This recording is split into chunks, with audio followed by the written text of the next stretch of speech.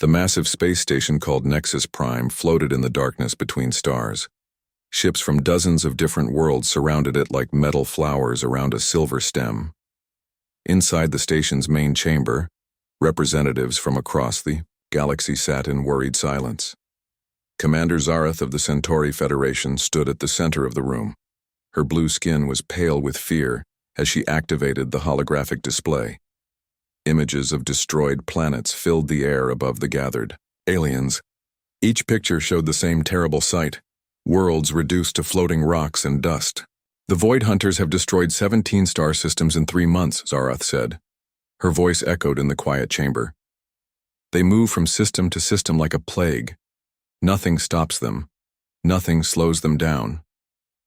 The representatives shifted, nervously in their seats. Some had tentacles instead of arms. Others had multiple eyes or strange-colored skin. But they all shared the same expression of fear. General Kalos of the Andorian Defense Force stepped forward. He was tall and thin with silver skin that reflected the chamber's lights. "We have analyzed their technology," he said. "Their ships can pass through solid matter like ghosts. Our weapons cannot touch them.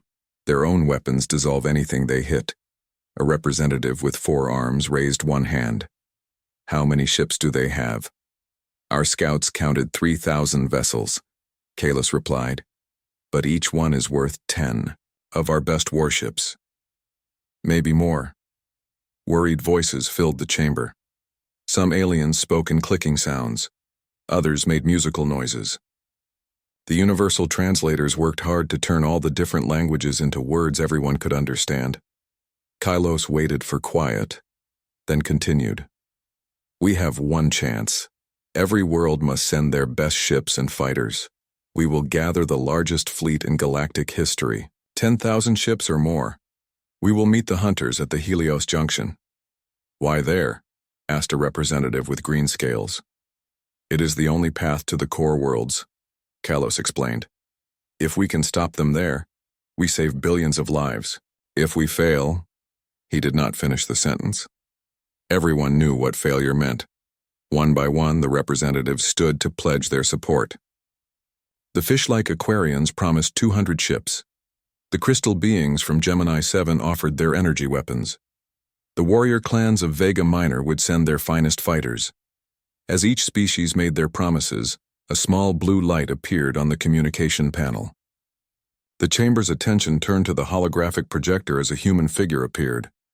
Ambassador Lisa Martinez looked tired. Her brown hair was pulled back in a simple style, and her clothes were plain compared to the exotic outfits worn by the other representatives. She stood in what looked like a small office on Earth. "Ambassador Martinez," Kalos said with a polite nod. "We are grateful that Earth will join our cause." Lisa's image flickered slightly. The long-distance communication was not perfect. "General Kalos, Earth honors its agreements with the Galactic Council. We will send what we can." The chamber waited. Earth was a new member of the Council. Humans had only joined 5 years ago when they developed faster-than-light travel. Their technology was simple compared to most galactic civilizations, but every ship would help. "How many vessels can Earth provide?" Kalos asked. Lisa was quiet for a moment. "We can send 1 ship." The silence that followed was complete. No one moved or spoke. Then angry voices erupted from all sides of the chamber. "1 ship?" shouted the Vegan representative. "While worlds burn, Earth sends 1 ship?" A creature with multiple heads turned all of them toward Lisa's image. "This is an insult to every being who will die fighting these monsters." "Humans are cowards," hissed a snake-like alien. "They hide behind their little planet while the galaxy burns." Kalos raised his hand for silence. When the noise died down, he spoke carefully. "Ambassador Martinez, surely Earth can spare more than 1 vessel? This threat affects all of us." Lisa's expression did not change. "Earth is dealing with internal conflicts. Our fleet is spread across our colonies. We can only spare 1 ship for this mission." More angry voices filled the chamber. Some representatives stood and shook their fists or tentacles at Lisa's image. Others made threatening gestures that their species used to show displeasure. "What kind of ship?" Kalos asked. trying to keep peace in the chamber. The USS Defiance, Lisa replied. A mid-sized cruiser with a crew of 200. Captain Jake Morrison commanding. Kalos nodded, though he felt disappointed. One human ship would make no difference against the Void Hunters. It might even be a liability if they had to protect it during the battle. We appreciate Earth's contribution, Kalos said diplomatically. Please have your ship report to the fleet assembly point at Helios Junction in 3 days. Understood, Lisa said. Earth stands with the galaxy. Her image faded away. The chamber exploded in angry conversation. Representatives complained about human selfishness and cowardice. Some suggested removing Earth from the council entirely. Kalos let them talk while he studied the tactical displays. 10,000 Allied ships against 3,000 Void Hunter vessels. The numbers looked good, but numbers meant nothing if their weapons could not damage the enemy. Attention, he called out, and the chamber grew quiet again. We have our forces. The fleet will assemble in 72 hours. Every captain and crew member knows what we face. This may be the last battle many of us fight. The representatives began to file out of the chamber. They had preparations to make and farewells to say. Their home worlds were counting on them to stop the unstoppable enemy. Zareth approached Kalos as the chamber emptied. Do you think we have a chance? She asked quietly. Kalos looked at the images of destroyed worlds still floating in the air. We have to try, he said. The alternative is the end of everything we know. As the lights dimmed in the chamber, neither of them mentioned the single human ship that would join their massive fleet. Both assumed it would make no difference in the coming battle. They were wrong, but they would not learn that for several more days. The USS Defiance was already moving through space toward the Helios Junction. On board, Captain Jake Morrison and his crew prepared for a fight they were not supposed to win. They had ideas that the Galactic Council had never considered. Soon, they would prove that sometimes the smallest force could make the biggest difference. The USS Defiance dropped out of hyperspace near the Helios Junction 3 days later. Captain Jake Morrison stood on the bridge and watched the massive fleet gathering before them.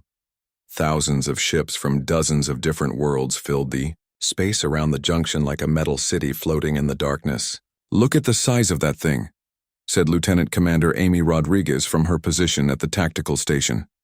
She pointed at a ship that looked like a crystal mountain with engines attached to it. Our whole ship could fit in their cargo bay. Morrison nodded as he studied the fleet through the main view screen. Ships of every shape and size imaginable moved in careful formations. Some looked like traditional spacecraft with sleek hulls and glowing engines. Others were more exotic, living ships that pulsed with biological lights, geometric vessels that seemed to bend space around them, and massive constructs that defied easy description. Captain, said Communications Officer Lieutenant Dan Foster, we are receiving docking instructions from the fleet command ship. Put it on screen, Morrison ordered. The view screen changed to show the interior of an alien bridge. Fleet Admiral Torhan of the Veltar Empire appeared before them. He was a large being with gray skin and 4 arms. His face showed disappointment when he saw Morrison. Captain Morrison, Torhan said in a deep voice. Welcome to the junction. I trust your journey was uneventful.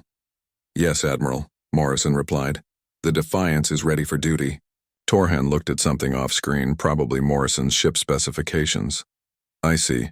Well, Captain, given your vessel's limitations, I am assigning you to Grid 7, Section 12, Rear Support Operations. Morrison felt his crew tense. Behind him. Rear support meant they would be kept away from the real fighting. It was a polite way of saying the Admiral did not trust them to handle combat against the Void Hunters. Understood, Admiral, Morrison said calmly. We will take our assigned position. Very good, Torhan said. Try to stay out of the way when the fighting starts. The transmission ended. Rodriguez turned in her chair to face Morrison. Rear support? Captain, we did not come all this way to watch from the sidelines. Easy, Amy, Morrison said. Let them think what they want. Sometimes it is better to be underestimated. Chief Engineer Pete Sullivan's voice came over the intercom from the engine room. Captain, I have finished the modifications you requested. Our weapon systems are ready for field testing. Good work, Pete, Morrison replied. Keep those modifications quiet for now. Morrison called his senior staff to the briefing room. Besides Rodriguez and Sullivan, the group included Weapons Officer Commander Ryan Clark, Science Officer Dr. Helen Park, and Medical Officer Dr. Kate Johnson. They were a small team compared to the thousands of officers on the larger alien ships, but Morrison trusted each of them completely. What do we know about these Void Hunters? Morrison asked as they gathered around the briefing table. Dr. Park activated a holographic display showing the enemy ships.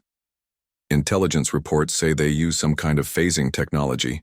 Their ships exist partially outside normal space. Conventional weapons pass right through them. But they can still attack us? Asked Clark. Yes, Park replied. They can shift in and out of our reality at will. When they want to fire their weapons, or move through space, they become solid. When they want to avoid our attacks, they become incorporeal. Sullivan leaned forward. That explains why the Admiral put us in the back. If our weapons cannot touch them, what good are we? Morrison smiled. That depends on how creative we get. Helen, what have you learned about their technology?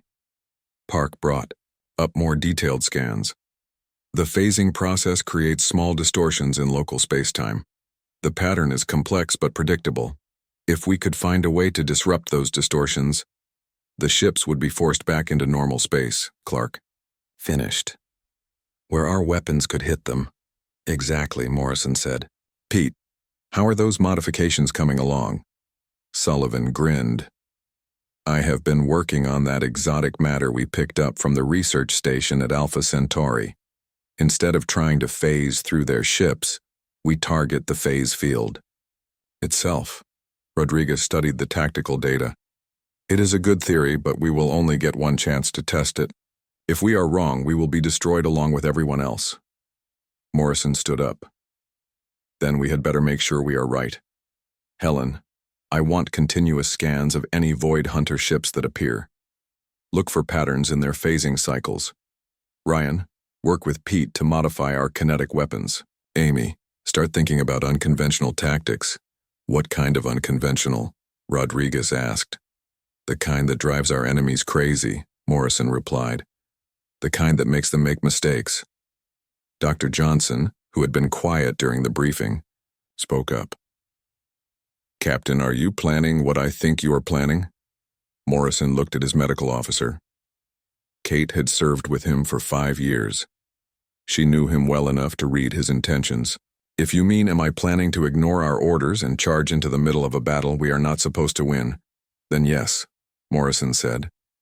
That is exactly what I'm planning. The next day, long-range sensors detected the approaching Void Hunter fleet. The enemy ships moved in perfect formation, their dark hulls seeming to absorb light rather than reflect it.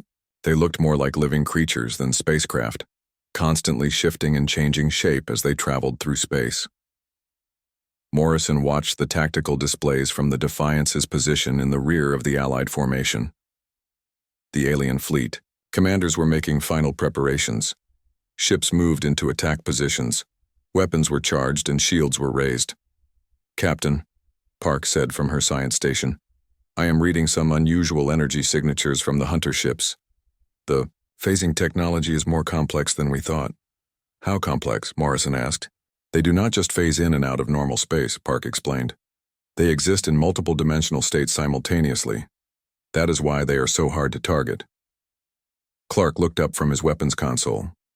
Can we still disrupt their phase fields? Maybe, Park said. But we will need to get much closer than planned, close enough to scan their individual phase frequencies. Rodriguez turned to Morrison. Captain, getting that close means leaving our assigned position. Admiral Torhan will not appreciate us abandoning the rear support role. Morrison studied the enemy formation on the main screen. The Void Hunters were still several hours away, but already their presence seemed to make space itself feel colder and darker. Sometimes, Morrison said quietly, you have to break the rules to save the day. Helm, prepare to break formation on my order. Sir, Foster said from communications, Admiral Torhan is hailing all ships.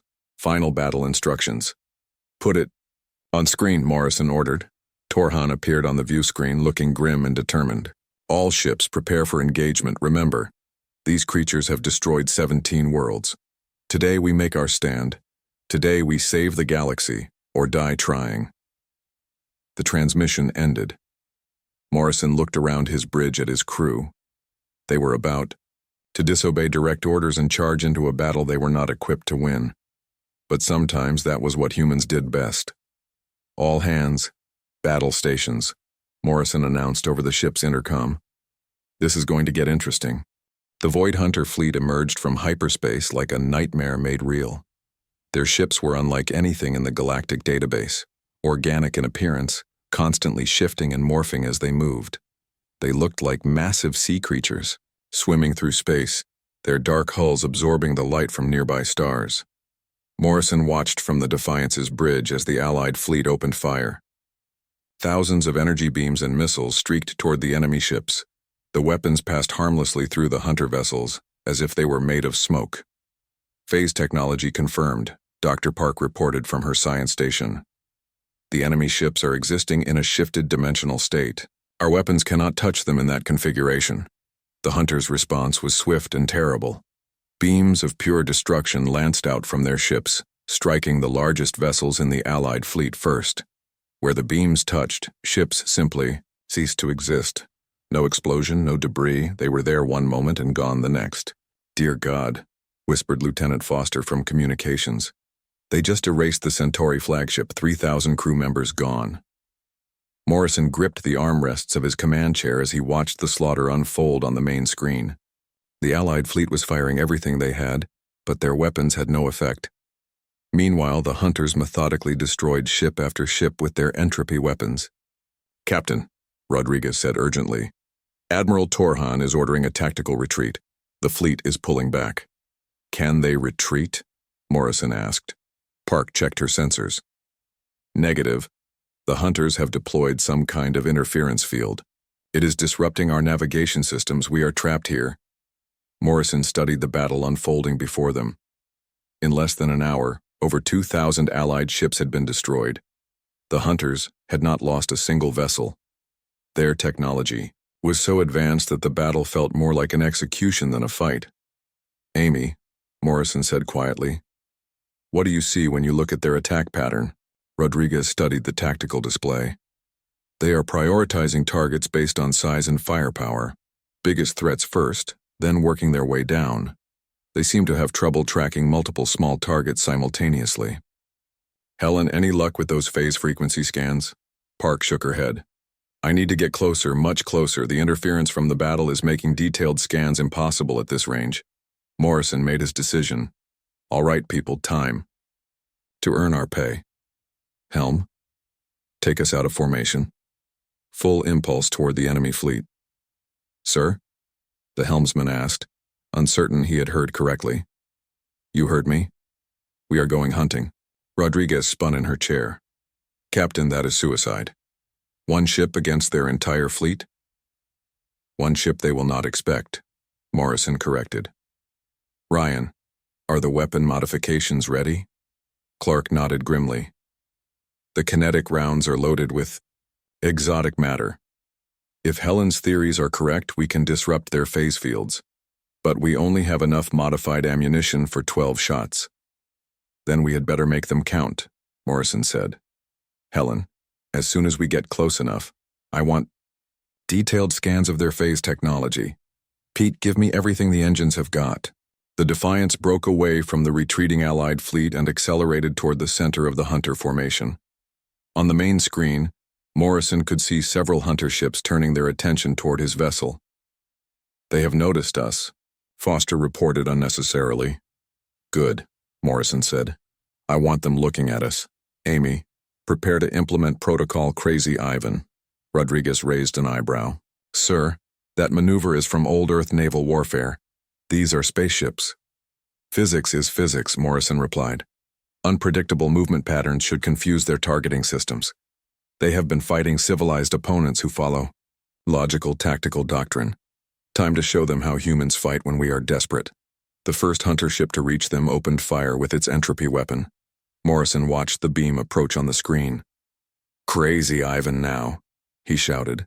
The Defiance suddenly changed course, diving toward the galactic plane at an impossible angle.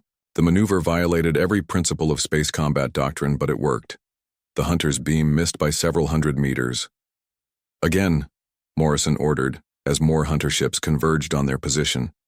The Defiance twisted and spun through space in patterns that made no tactical sense. The ship rolled, dove, and spiraled like a drunken bird. The hunter ships, designed to fight opponents who moved in predictable ways, struggled to target the erratically moving human vessel. "I am getting readings," Park announced. "The phase distortions are becoming clearer. I can see the frequency patterns now." Clark readied the modified weapons. Target acquired, firing kinetic rounds. The first salvo of exotic matter projectiles streaked toward the nearest hunter ship. Instead of passing through the vessel harmlessly, the rounds struck the phase field surrounding it. Reality seemed to ripple around the impact points. "Direct hit on the phase generator," Park reported excitedly. "The field is destabilizing." The hunter ship flickered like a broken hologram, shifting rapidly between solid and incorporeal states. Then, with a flash of energy, it became completely solid for the first time since entering the battle. "Follow-up barrage now," Morrison ordered. Clark fired a second volley of conventional kinetic rounds. This time, the projectile struck solid matter. The hunter ship, never designed to withstand physical impact while in normal space, crumpled under the assault. Atmosphere vented from multiple hull breaches as the vessel began to break apart. "First kill confirmed," Rodriguez announced. 1. Hunter ship destroyed. The psychological impact of that moment rippled through both fleets. The Allied ships, which had been retreating in disorder, slowed their withdrawal to stare at the impossible sight. A void hunter ship was dying, spilling alien bodies and debris into space.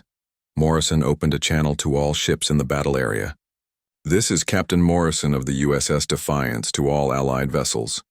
The hunters can be beaten. Target their phase generators with exotic matter weapons. Disrupt their dimensional fields and they become vulnerable to conventional attack." "Captain," Rodriguez said urgently, "we have more hunters incoming, 6 ships converging on our position." Morrison smiled grimly. "Then it is time for Phase 2 of our plan. Helen, prepare to transmit false sensor data. Ryan, load the special package Pete prepared." "What special package?" Rodriguez asked. Sullivan's voice came over the intercom from engineering. "I have been working on a little surprise, Commander. Something to make our new friends think twice about tangling with Earth." Morrison watched as 6 hunter ships surrounded the Defiance. They moved cautiously now, having seen what happened to their comrade. Their weapons charged, preparing to fire. "Now would be good, Pete," Morrison said calmly. "Transmitting now, Captain," Sullivan replied. The Defiance suddenly began broadcasting a massive energy signature that made it appear as if a much larger ship was about to emerge from hyperspace nearby. The false sensor data showed the energy pattern of an entire fleet materializing just outside the battle area. "All hunter ships," Morrison announced on an open channel. "This is Captain Morrison. Thank you for giving us the opportunity to field test our new weapons. We have been wondering how effective they would be against your technology." He paused dramatically while Park transmitted carefully prepared technical data designed to look like specifications for advanced human weapons that did not actually exist. "If you would prefer to withdraw before our main battle fleet arrives," Morrison continued, "now would be an excellent time to do so."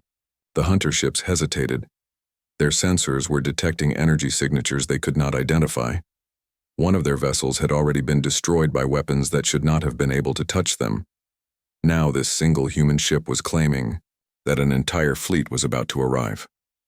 Morrison held his breath, waiting to see if the bluff would work. Everything depended on the next few moments. The 6 hunter ships around the Defiance stopped moving. For a long moment, space was eerily quiet, except for the distant sounds of battle from the main engagement area. Morrison could feel the tension on his bridge as everyone waited to see how the enemy would respond to their bluff. "Captain," Park whispered, "I am reading massive energy spikes from their command ship. They are scanning our position heavily." Morrison nodded but kept his expression calm. "Let them scan. Pete's false energy signature should hold up under examination for a few more minutes. On the main screen, the hunter ships began to move again, but not in the attack pattern Morrison had expected. Instead, they were repositioning themselves into a defensive formation, as if preparing for the arrival of a much larger human fleet. "It is working," Rodriguez said quietly. "They believe we have reinforcements coming." Clark looked up from his weapons station. "Captain, we still have 10 modified rounds left. Should I target the ships around us?" "Not yet," Morrison replied. "Let them think. Fear is a powerful weapon if you know how to use it." Morrison activated the ship's communications array and began broadcasting on multiple frequencies. His message was directed at the Hunter command ship, which he had identified from the enemy formation patterns. "Hunter command vessel," Morrison said, his voice carrying the calm confidence of someone who held all the advantages. "This is Captain Jake Morrison, commanding the advanced scout vessel USS Defiance of the Earth Defense Force." He paused, letting that sink in. Then he continued with the most important part of his bluff. "Our tactical department has been studying your technology for several months now. We must say, we are impressed by your phase manipulation systems. However, as you have just seen, we have developed effective countermeasures." Dr. Park, following Morrison's earlier instructions, began transmitting streams of technical data that looked like weapon specifications and fleet deployment information. The data was mostly nonsense, but it contained just enough real physics to seem believable. "We understand that your species values strength and technological superiority," Morrison continued. "Therefore, we offer you this opportunity to withdraw with honor before our main battle group arrives. The Earth Defense Force prefers to avoid unnecessary bloodshed when possible." Rodriguez watched the tactical display as the hunter ships continued to hold their defensive positions. "Captain, 3 more Allied ships just succeeded in destroying hunter vessels using our targeting data. The technique is spreading through the fleet." Morrison allowed himself a small smile. Even if his bluff failed, they had at least given the Yogi Galaxy a fighting chance by proving the hunters could be beaten. "Captain," Foster said urgently, "I am receiving a transmission from the hunter command ship. They want to talk." "Put it through," Morrison ordered. The main screen flickered and changed to show the interior of an alien bridge unlike anything Morrison had ever seen. The walls seemed to be made of living tissue that pulsed with dark energy. At the center of the bridge stood a creature that looked like a cross between an octopus and a spider, with multiple arms ending in sharp claws. "Human captain," the creature said in a voice that sounded like grinding metal. "I am War Leader Sektar of the Void Hunter Fleet. Your species was not in our tactical database." Morrison kept his expression neutral. "We prefer to keep a low profile until someone threatens our allies. Then we tend to become very visible very quickly." Sektar's multiple eyes focused on Morrison. "Your weapon technology is unexpected. Our intelligence indicated that human civilization was primitive compared to galactic standards." "Intelligence can be misleading," Morrison replied, "especially when the subject prefers others to underestimate their capabilities." Behind Sektar, Morrison could see other hunters working at strange control stations. Their movements seemed agitated as if they were receiving disturbing reports. "Your vessel destroyed one of our ships," Sektar continued. "How many more ships do you have in your fleet?" Morrison pretended to consider the question. "Enough," he said finally. "The real question is whether you want to find out exactly how many the hard way." Dr. Park leaned close to Morrison's chair and whispered, "The false energy signature is starting to decay. We have maybe 3 more minutes before they realize it is fake." Morrison nodded slightly, then addressed Sektar again. "War Leader, you have impressed us with your tactical abilities. However, this engagement is becoming costly for both sides.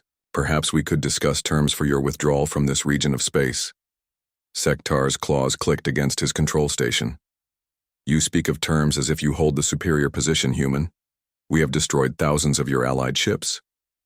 And we have neutralized your technological advantage," Morrison replied smoothly. "Your phase technology is no longer giving you invincibility.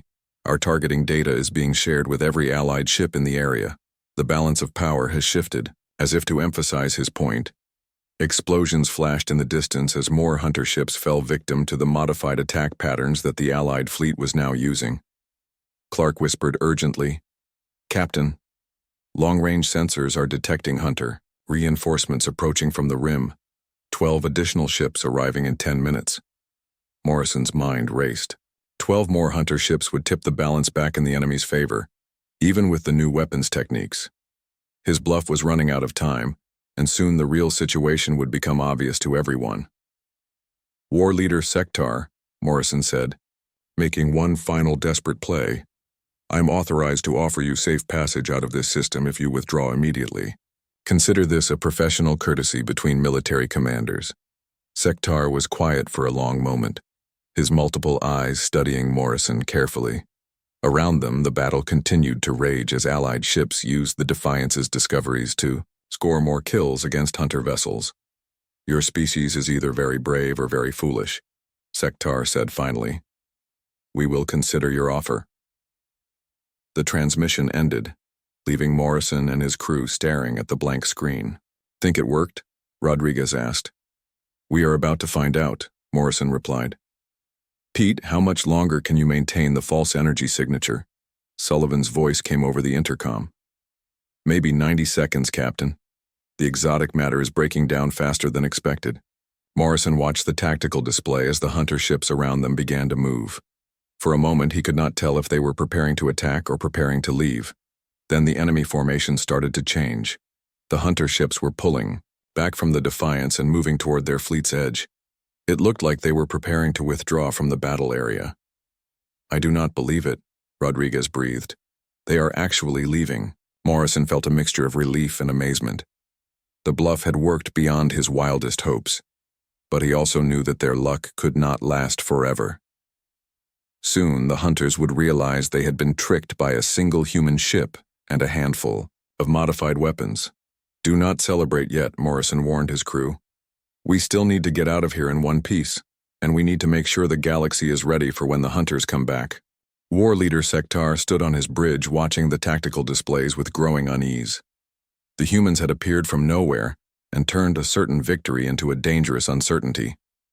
3 more of his ships had fallen to the new weapons techniques that were spreading through the Allied fleet like a virus. "War Leader," his tactical officer reported, "the human energy signature is becoming unstable. Our deep scans suggest it may be artificial." Sektar's claws tightened around his command station. Had the humans been bluffing? Was their supposed fleet nothing more than sensor ghosts and clever lies? "Continue scanning," he ordered. "But prepare the fleet for withdrawal." "Sir?" the tactical officer asked, surprised. "These humans have proven they can adapt our technology and use it against us," Sektar explained. "Even if their fleet is smaller than they claim, they have given our enemies the tools to fight us effectively. We need time to develop new countermeasures." Ishino, the Defiance. Morrison watched the hunter fleet begin to pull back from the battle area. The enemy ships were moving slowly, maintaining their defensive formations, but they were definitely retreating. "Captain," Park announced, "the false energy signature just collapsed completely. If they scan us now, they will know we were bluffing." Morrison held his breath as he watched the hunter ships continue their withdrawal. Had they realized the deception? Were they about to turn around and attack with renewed fury? "All hunter vessels," came Sektar's voice over the communications channel. "Withdraw to rally point 7. We are leaving this system." Morrison felt the tension drain from his shoulders. The bluff had held long enough. The hunters were actually leaving. "Should we pursue them?" asked Clark from weapons. "Negative," Morrison replied firmly. "We have pushed our luck far enough for one day. Let them go." The hunter fleet formed up and accelerated toward the edge of the system. Within minutes, they had disappeared into hyperspace, leaving behind only the wreckage of the ships they had destroyed and the ships they had lost. Admiral Torhan's face appeared on the main screen, looking stunned and amazed. "Captain Morrison," he said slowly, "what exactly did you do out there?" Morrison smiled. "We gave them something to think about, Admiral. Sometimes the threat of superior force is more effective than superior force itself. Your actions saved the fleet, Torhan continued.